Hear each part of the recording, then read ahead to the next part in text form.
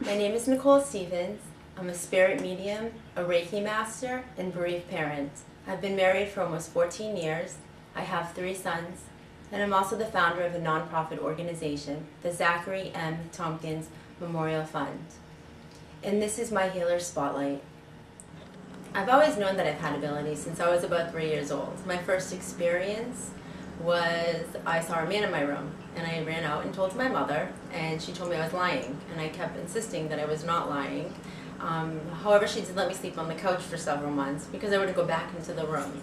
And for several years afterwards, I chose not to acknowledge this because it's not the most acceptable thing when you're seeing loved ones, or I don't like to refer to them as dead people, but spirits from the other side.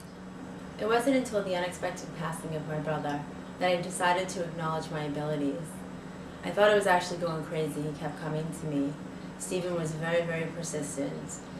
And the more persistent he became, the more I had to realize that this is what I was supposed to be doing. I know that he works with me and he's my gatekeeper. So to speak, every reading that I do, he's right there by me. He makes sure that I'm protected and guided, and he helps me through all of my readings. Stephen has definitely led me on a journey that I know that I was supposed to lead. After Stephen passed away, I almost immediately started working as a spirit medium. 22 months after my brother passed, my 11-year-old son unexpectedly passed away in his sleep. It was later discovered after genetic testing that my son had something called long QT syndrome, or the silent killer. There's no signs or symptoms to this at all. We all had to go through extensive genetic testing, and it was also revealed that I tested positive and my youngest son tested positive as well. After the tragic passing of my son Zachary, I kept thinking, I know that I can't change this, but what can I change? How can I keep my son's legacy alive? What can I do? And then it came to me. I had just picked up a plate for my son that he had made at a store, out of ceramic. And I had called my friend and said, I think that we should make a stadium for Zachary. So I told my husband, and he said, what, are you crazy? You can't build a stadium. And I said, I feel like we're supposed to. I feel like Zachary's guiding me. A few minutes later, he said, do you know where that plate is that Zachary made? Not even realizing it, I pulled out the plate, and it said Zach Stadium. And I knew at that moment that my son was telling me we had to build a stadium in his name. So over the course of 9 months, we have raised over $180,000. The town has so generously donated 25 acres for us, and we are building a stadium in Zachary's name. For many years, I've been doing readings, but one place my heart has been taken to is bereaved parents. I now dedicate 2 days a week to do readings free of charge for bereaved parents.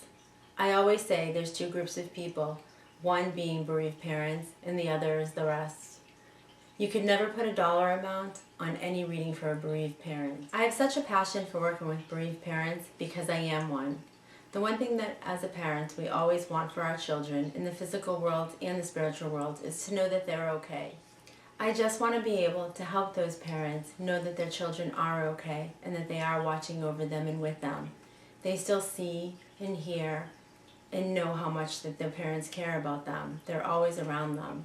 They're never really gone, and as my 7-year-old would say, they're just far away, but they're never really gone.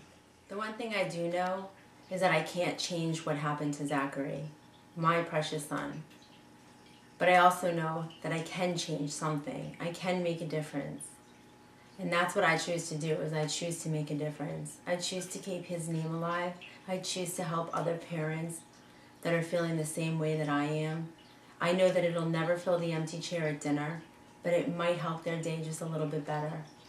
I choose to continue on the path that I know Zachary is helping me with. I feel I'm just the facilitator in all of this. and He's guiding me along this journey. To learn more about me, please visit my profile at universalOneHealing.com. To learn more about Zachary, please visit his website at www.zacharytompkins.org. Thank you.